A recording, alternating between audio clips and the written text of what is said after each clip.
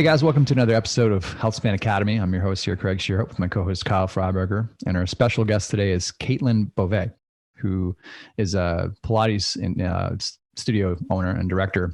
She's been involved in the fitness world for almost 23 years. She started with a mainstream fitness focus in just group fitness. She's done some personal training certifications, done a bit of work with coaching teams over the years, and her sister owned a Pilates studio in Guelph, and then she got in love, got in love with that and started to get involved and kind of went from there, and then started helping out, and then she's now doing this full time. So we're really excited to have you here. Thanks for joining us here today, Caitlin. Thanks for inviting me, Craig and Kyle. Awesome. Well, I want to start by what is your elevator pitch of what you do in terms of Pilates, and how does that tie in? So if someone comes to see you, how do you describe what you do? What is your general approach in Pilates and your own specific technique around that? So we help people move optimally. We help them gain a freedom of range of motion so that they can move optimally and move the way they're supposed to move. So we all experience little kids running around, and little kids can jump and they bounce, and I call it they bounce.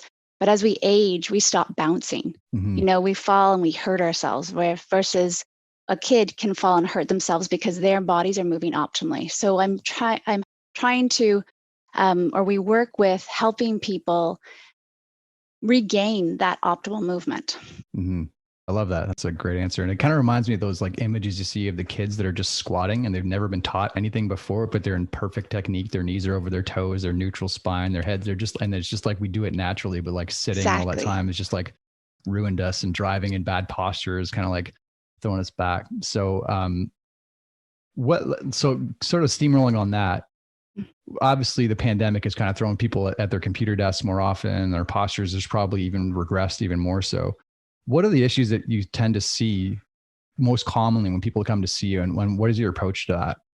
So especially with the pandemic, people are sitting more, but it's still a pretty big societal influence that we're sitting more. We're looking at our screens more, our computers more, our phones more. So what we tend to see is hips are tight, people having low back pain, people having shoulder pain and neck pain, because they're taking their body out of alignments.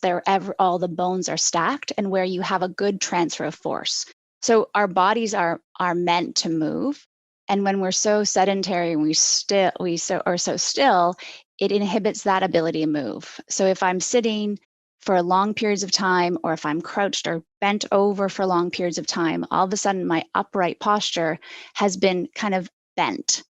And that bent posture doesn't allow the transfer of force. So every time I walk, I step down, the impact of the ground on my foot sends that impact up my body, and it really should go all the way up your head and go out the top of your head. But what happens when we're bent is that that force gets stuck places. So it can be stuck in your hip, stuck in your shoulder, stuck in your, low back. And that's one of the biggest issues that we're seeing with people, if their posture changing, and that changes how their body can move and the freedom of movement that they have in their body. Right. Yeah. I worked in a gait lab a couple of years, and it was just interesting watching people's like their posture and how that relates to how they're moving. And like, yeah, it's fascinating. So when someone comes into your studio, do you still do a mix of group and one-on-one, or where's most of your focus these days? So it in the studio, we have both. I do mostly one-on-one with my clients, because I like that one-on-one, being able to work with someone and addressing their issues specifically. But groups are fun. Groups are kind of maintenance. We do groups for maintenance to help keep us moving well. Whereas we do one-on-ones to look at specific issues or specific imbalances that people might have. Right. Yeah, I totally feel it's hard to find that group dynamic where you're accommodating everybody's needs all at once. But it's also nice to get that kind of group vibe and everybody kind of like jiving together in that community feel. I'm going to ask one more question, and I'm going to pass it off to Kyle. So one-on-one, obviously you get a better chance to sort of, I think you have a better chance of hitting more meaningful results because you can customize things and stuff. So take us through a journey. Like, what's your most memorable client transformation of someone that's walked in? Maybe there was some kind of mess one day. What kind of issues did they have? And what's their transformation finished product tend to look like? What's the most memorable to you? That's a really hard question. Fair enough. What's the most memorable? So yeah, like there's so many people come in, and they come in, and usually by the time they've come to me, they've done physios, they've done chiropractors, they've done everything. They're just done. They don't know what to do. So then they come into me because I don't know. I'll just try this Pilates thing. And I've heard something good about Caitlin or what she does at her studio. And usually what I'm able to do is, because I don't just look at what the problem is, I look at the body and how it's changing, and where maybe an ankle affects a shoulder. That's how a change. And there's really, for sort of results or things of people who come in and with walking in with 2 canes, and 3 months later they're walking without canes. And then 6 months later, they go on a walking holiday in Italy. Yeah, right. That's amazing. And these are women, this is an older woman. So she's in her 70s. So that's a fairly significant change. For sure. People also having knee replacements and hip replacements, and they've been told that this is the best you're going to get. And then being able to work with me or my team, and they're being able to do the things they want to do again, walking, running, enjoying time with their family, enjoying their life. That's amazing. Yeah. That's one of my favorite things as a coach, is having those light bulbs go off, because people think that the symptom and the pain is the problem, but it's usually just a deferral. Like if the knees always starts with the hips. So it's when people start to understand that, wrap their head around it, then it's like you start to break them through those barriers. So yeah, that's pretty cool. That resonates well with me. Good answer. Yeah. I'll pass it off to Kyle. Good. Yeah. Thanks, Craig. Hello again, Caitlin. I am absolutely fascinated with the history of Pilates. So I would just like to ask you if you could touch on a little bit about Joseph Pilates from what you know, and kind of what you understand, and how it's kind of transformed over the last, I guess, 70 or 80 years into what it is now, and specifically in your practice, and talk, and then you can kind of talk a little bit more about your, I believe you call it Body Harmonic Pilates. Yeah. So if you could touch on that. Yeah. So I teach Body Harmonics Pilates, and it's a form of Pilates. So your question about Joseph Pilates, the history, the thing is, there's a lot of controversy in that subject. So as much as you can pull up things, you're going to pull up different things of what actually happened, and where he developed it, or where he started to develop it. Basically, Joseph Pilates was, he wasn't trained, so he learned. His mother was a naturopath, and he learned.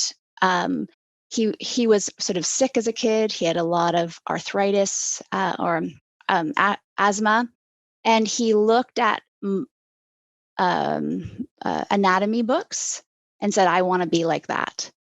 And so he developed a system to strengthen his body, to strengthen his lungs, so that he could look like that anatomy book. I know that's kind of jumping, and that's probably not what you read. No, what's interesting is that I teach people to be Pilates instructors. So for Body Harmonics. So I do have a little spiel that I do about Joseph Pilates and his history.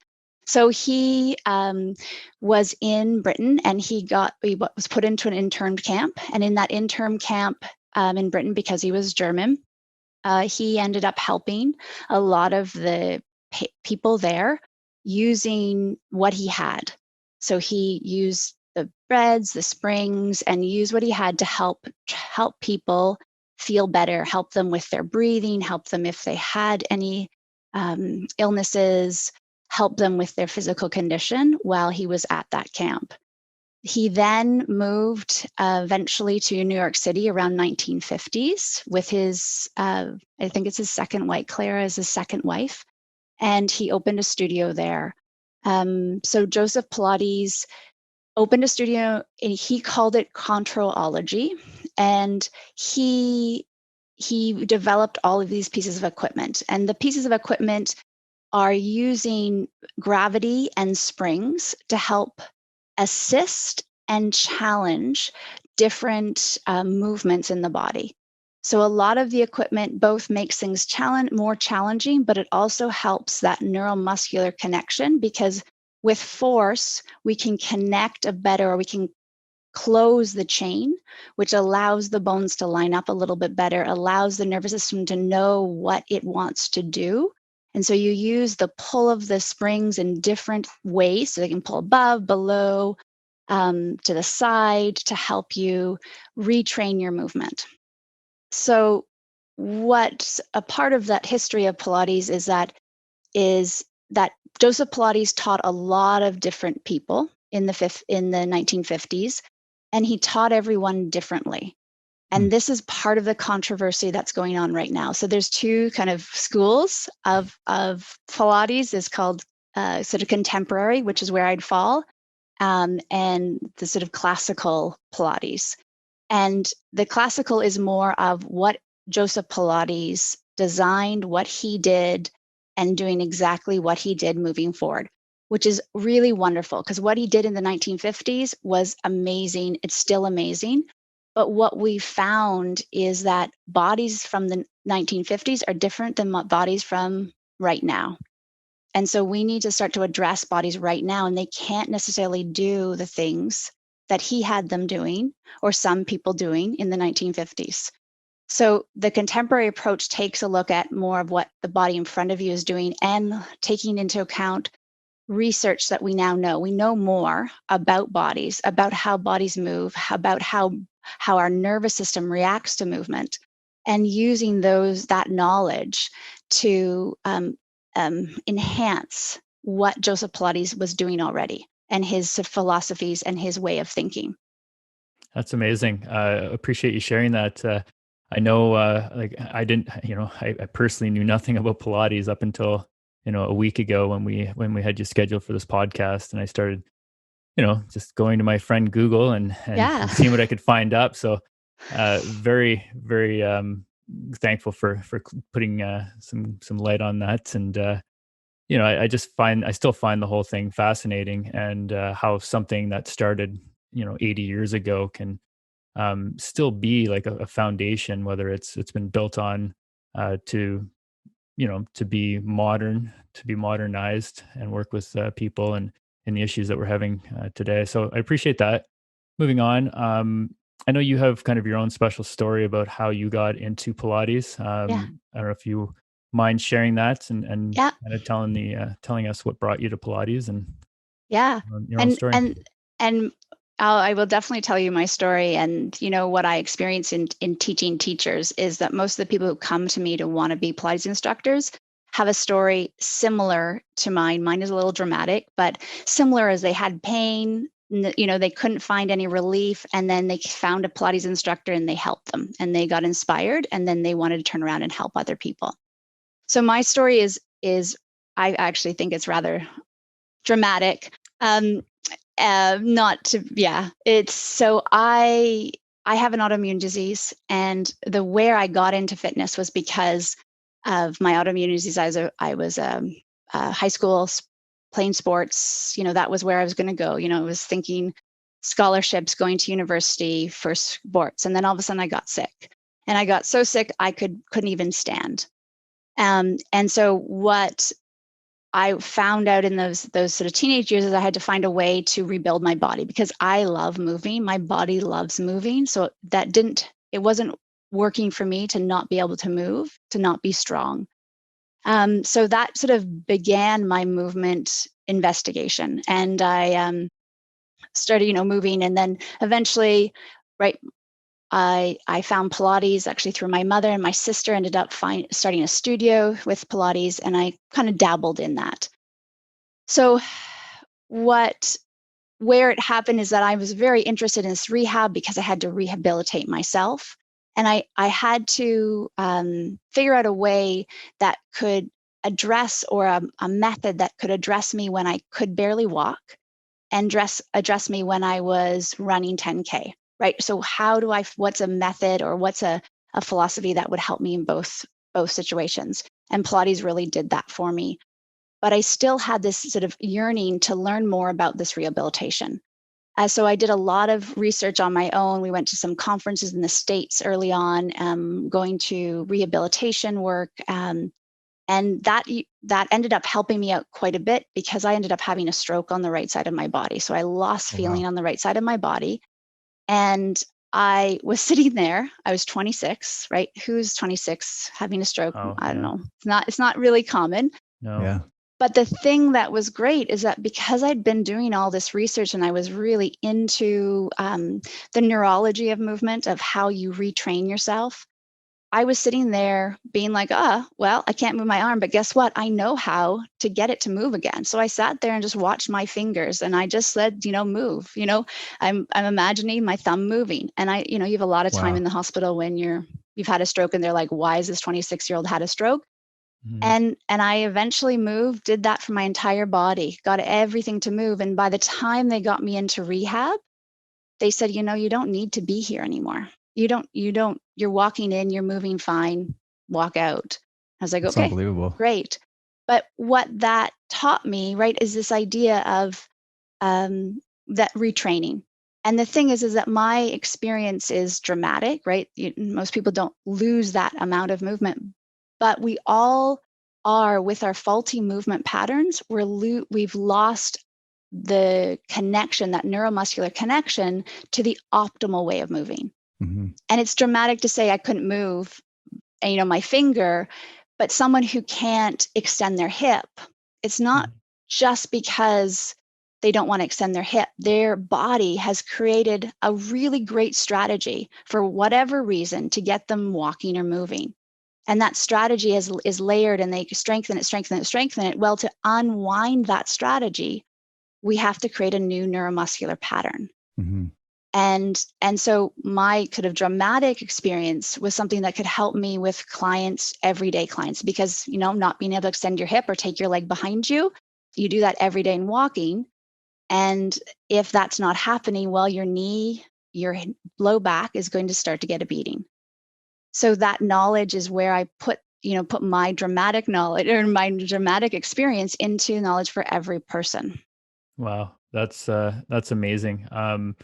As you were talking about, having the stroke and then teaching yourself because you kind of had the tools in your toolbox already, it just reminded me of why I got into podcasting or my coaching business. And it's really for that same reason. Why not learn and try and discover all of these tools that we can learn when we're, healthy-ish or we're functioning. And then, because we know at some point in our lives, we're going to have these downs, we're going to have these issues, and we're all ultimately going to have the issue of not being here anymore. But, if we have the more tools we have in our toolbox, mentally, physically, emotionally, just the better life can be for us, and the quicker we can improve and excel. And that's amazing. I might have to walk over to your clinic because it's about 10 minutes away, and give myself a little try at this. So you answered my next question about relating to the average person, and you already answered that really well. I appreciate everything you talked about, and I'll hand it back over to Craig for some more. Cool. Yeah, I absolutely love that story. And it actually reminds me, I don't know if you guys seen Kill Bill, where she's like, wiggle your big toe. And that's like what it reminded me of. It's a real life version of that. It's So Quentin Tarantino stole your life story writing. Well, I want to dive a little bit deeper into, you kind of alluded to the layers that are involved, right? Like the first thing is your mentality, like mentally telling yourself to move apart.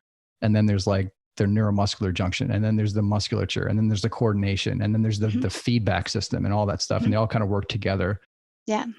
When you got someone that comes in and they're struggling for movement, what are the things that you're asking yourself about their movement or their condition that tells you where to start with them? Is it mental? Is it just stress related? Is it flexibility? Is it that muscular control? Is it just not them understanding how to fire their muscle tissue? Like, what's your problem solving approach? And that's kind of a loaded question, I guess, a little bit. But do you have a template that you work with when you're kind of working with a new client? Not really. And I probably do, but I don't have it, written down. The client is really going to tell me what they need. And even just a few simple things. So I often will have people walk for me. So I see them walking. I will see, have them maybe do a squat, maybe do a roll down. So I'm just seeing how they move. And I think those are assessment tools that I use for their body to, okay, where should we start? Mm-hmm. And then another part that would supersede all of that is that if doing that, or even if talking to me, there's a sort of a closing down, then I know we're not going to be able to do anything physically until they trust me. Right. And so then it's all about getting them into a position where they're relaxed, getting them breathing. We have this great tool called the OOV, so OOV.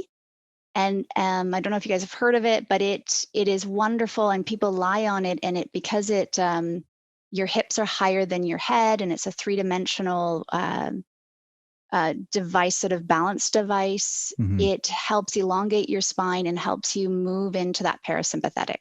So that's the first thing. If that's not done, we have to do that, because no one's going to change how they're moving if they're still in their sympathetic, they're still ready to fight, or they're freezing. Right. Then the next part, going more to, what I see, is I'm looking for where there is ease in the body and where there is unease. And by looking at that unease, that's usually where I'll start, even just initially, because it's going to be fairly evident where the unease is. And then I'll address that, and then I'll look at them again and see where that unease has moved, and almost let their body unwind, showing me where it needs to where it needs more ease to be able to move forward. Right. It's a constant battle back and forth, I guess, Constant, right? Between activate and deactivate, and right. a whole, that's like me trying to change my golf swing. Your traps are super tight, and you just can't get your shoulders out. Yeah. Or the motor function. Yeah. It's just something I've practiced for 20 years the wrong way. Right. So another thing that I'd add to that is that the way I think about bodies is that, right, a muscle doesn't just one day say, I want to be tight. It doesn't do that. Our muscle is tight, or our system is tight, because, really, can we talk about muscle with it anymore? Because muscle is just a connective line of fascia that's connecting from head to toe. But that's a whole nother podcast. We can talk about that some other time. But, right, so why is that muscle tight? And I think I'm pretty confident I can say all of the time a muscle is tight because the bones are out of alignment. So if I change the bony alignment, then the muscles can do their job. And so changing that bony alignment, or changing how a joint moves, is going to change the muscle tightness or the muscle strength. Because if a muscle is tight, it's either locked long or short. And so we need to just find balance in that. Yeah. You're just constantly peeling the onion, right? Right. Yeah. There you go.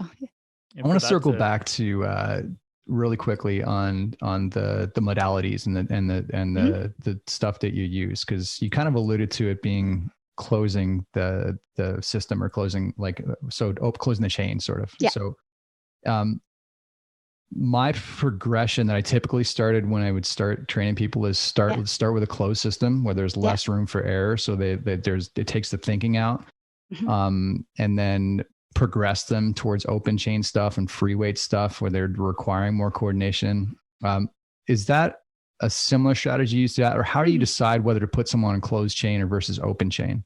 Yeah, it's pretty much the same, Craig. Yeah. Is that I'm doing closed chain when I think their body needs to relearn the motor control of the movement. And then I want to move them to being able to do that motor control without as much support, because it's a very important neuromuscular learning experience. Because I can teach them how to get control with something that's hard, where they're pushing into something, but that doesn't help them, because when we're walking, we're not pushing. Well, we are pushing into gravity, but people don't experience that. Exactly. Yeah. Fair enough. Awesome. Yeah, I love that. So I want to sort of circle back to your own personal habits. I'm assuming Pilates is a big part of your own personal practice, but since the pandemic hit, I find everybody's kind of found their niche that they're focused in on if other stuff isn't accessible. And obviously, we got mobility as an issue. We got nutrition, we have strength, we have conditioning, we have mental health. Where's your focus been for the most part over these last few months, and what do your habits look like around that? Well, I'm glad you said just the last few months, because honestly, in the last year and a half, I've been like a roller coaster, right? Life has just been a roller coaster. in the last a couple of months, Pilates is always great. It always surprises me how strong my body is, and someone, one of the things we're doing right now is we have these big machines and I'm taking them to my clients' houses, but they're 150 pounds and I'm lifting these into the truck and stuff with someone else. But, it reminds me how strong Pilates makes me, even though the classes that I'm doing aren't strength classes. So doing Pilates is a huge one. And sometimes I need to remember that. And it's also, it's very good when I have to do virtual classes with my clients, because then I have to do more than I necessarily would normally. So it's a good reminder. For me also is my family and I have really enjoyed going for walks. On Saturday mornings, we'll go for a 2-3 hour walk, That's awesome. And, picking out different places to go walking. So again, I'm focusing on movement. Water. It's a very simple one, but it just really having to drink more water. It's one of those that just came up a couple of months ago, and I'm like, I'm not drinking enough water. Yeah. And that's just been feeling really good to drink more water. Really simple, but it's doable, right? For sure. That a lot of us don't drink enough water. And if you drink a bit more water, simple, cheap, it can make you feel so much better. Yeah. Awesome. Those are good answers. And I fully resonate with that. I think like the common conception of people that own a studio or a gym is that you have 24-hour access. You must work out all the time. But in a pandemic, when you're trying to like pivot and totally change everything and then retrain your staff and like also get up your like online game and like do podcasts and all this stuff, it's really hard to carve out time. So I totally hear you. I'm like, I've done a bit of Pilates over the years. I know it's great. And obviously you would know better than me that it's great. And then same with working out and fitness, the whole bit. I know how good it is. I teach people how good it is, but it's sometimes hard to carve out that hour when you're trying to get everybody else handled. So I fully identify with that. I want to wrap things up a little bit about if there's been a reference, I don't know about you, but I've spent more time reading in the pandemic, and I know Kyle has too. Has there been a book that stuck with you? It could be fitness related, it could be personal related, anything that's resonated well with you since the pandemic's hit? Yeah. So I was trying to pull it up because I didn't have it prepared, but I'm sorry that it's going to take me a moment to try to find. No worries. It's a book. It came out, I think, during the pandemic or just before it, and it was about breaking the stress cycle. Cool. And it's about what we need to do, and it is more focused towards women. Is that we are living in a stress cycle, like even our modern society before COVID. The amount of stress that we're living, the noises, the phone, instant, everything. It's nonstop. Our stress is really high. And what we're not doing is we're not cycling through that stress. So we're not making sure that we get rid of it. Like, the animals who a gazelle runs away from a tiger and then it shakes, right? To release. And that's a physical release. There's other ways to release that stress. So talking about how to complete the stress cycle, like stress isn't bad, but most of us don't actually ever complete it. And so we're always living in this low level of stress. Yeah. So, I have to pull it up because now. Okay. If you pull it up later, we can just put it in the show notes. Okay, perfect. Because it's a great book, and it really, it helped me because, again, things, what are ways to help complete that stress cycle? Yeah, that's great. A book game changer for me was Breathwork by Jesse Coomer. It was just, it's got guided sessions. It's unbelievable. And it's the same deal. It's just about being able to control your physiology. Because I think we're, like you alluded to, we're always in some version of sympathetic, and almost never get as relaxed as we should. So that meditative state is huge for mental and physical health. And I think it's totally underrated, and we're overstimulated generally. Yes. So we'll definitely look that up, and we'll put that in the show notes. Perfect. Well, Caitlin, thanks so much for being our guest today. This was a great chat, and really enjoyed having you. Hopefully we can have you in again for a chat later on. Maybe when the world's in a better place. Right. Yes. Thank you for inviting me. Oh, pleasure. Well, thanks for tuning in for this episode here today, guys. And we'll see you again next time on Healthspan Academy.